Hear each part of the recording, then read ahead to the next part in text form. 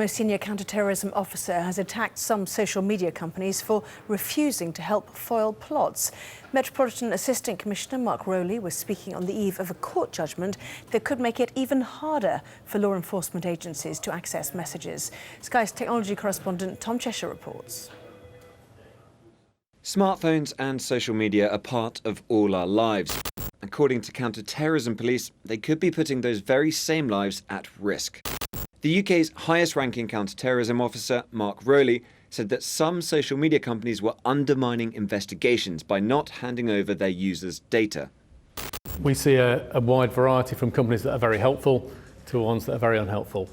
It's very frustrating and it's a matter of great concern to me, because if there are places on the internet where criminals and terrorists can operate safely, where we can't reach, we can't see what they're doing, regardless of having the legal authorities in place, then those safe havens create challenges for us in our investigations, but more importantly, they create risks to the public.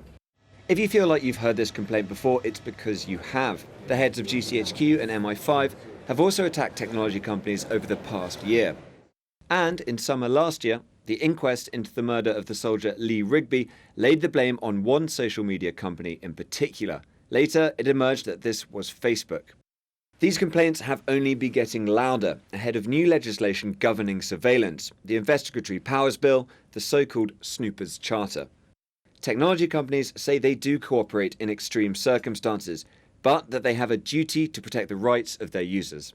The companies like Facebook and Google, their primary focus is to acquire users. So foreign requests from foreign governments and agencies are very far down the list. And they also go in the same pile, in the same line as requests from every other government in the world. And they could be, dictatorships or anything else. And tech companies are also being attacked for making life too easy for law enforcement.